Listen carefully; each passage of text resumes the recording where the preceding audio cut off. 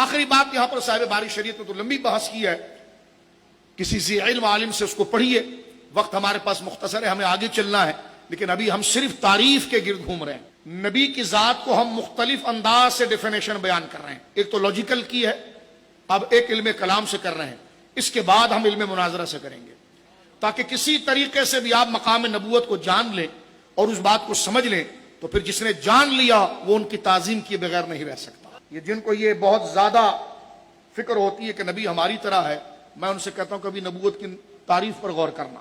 تم ان کے لباس چلنے پھرنے کو دیکھ رہے ہو، اور نبی کی پہلے تعریف تو سمجھو کہ وہ ہے کیا، اور جن کو نبی کا مقام اور تعریف یاد ہوتا ہے وہ ان کے آگے پلکھے جھکاتے یہ نہیں کہتے ہیں کہ یہ ہماری طرح بشر ہے۔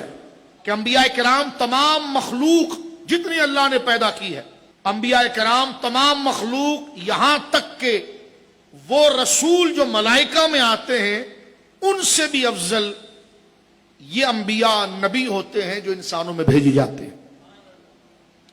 ولی کتنا ہی بڑا مرتبے والا ہو جائے کسی نبی کے برابر نہیں ہو سکتا۔ کان کھول کے سن لو یہ باتیں، جو کسی غیر نبی کو کسی نبی سے افضل کہے یا برابر بتائے کافر ہے۔ یہ ضروریات دین کا انکار، کل بات آئی ہے، کیونکہ سورہ انعام اگر آپ دیکھیں قرآن کا انکار، بعض لوگوں کو دیکھا گیا کہ یہ ہستی جو ہے وہ یہ ہیں تو یہ پھر فلاں نبی سے افضل ہے، فلاں نبی سے۔ غیر نبی نبی سے کبھی افضل نہیں ہو سکتا، ہاں نبی ہی ہو تو پھر ان میں درجے، تلک الرسل فضلنا بعضهم علی بعض منهم من کلم اللہ ورفع بعضهم درجات۔ ہم نے بعض رسول کو بعض رسولوں پر فضیلت دی ہے، بعض رسول کو بعض رسول پر اونچا درجہ دیا ہے، لیکن درجہ ان کو دیا جو خود بھی رسول ہی تھا۔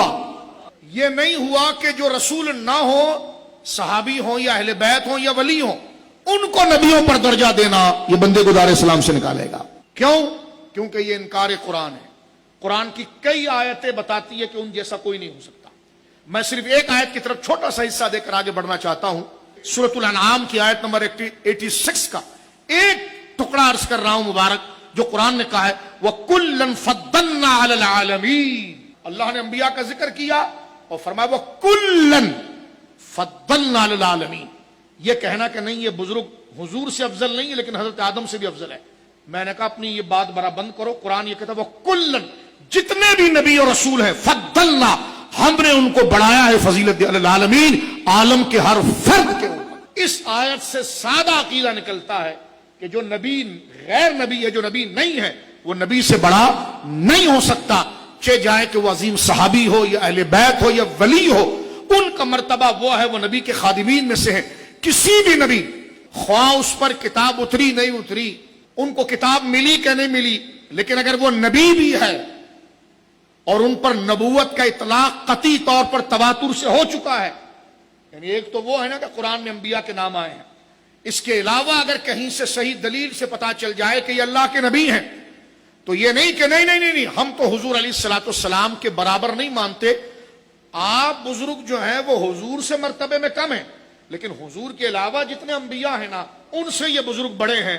میں نے کہا قرآن کہتا ہے وَكُلًّا فَضَّلْنَا عَلَى الْعَالَمِينَ، ہم نے ہر نبی کو، کلن، جتنے نبی اور انبیاء ہیں ان کو تمام عالمین کے تمام فرد کے اوپر فضیلت دی ہے۔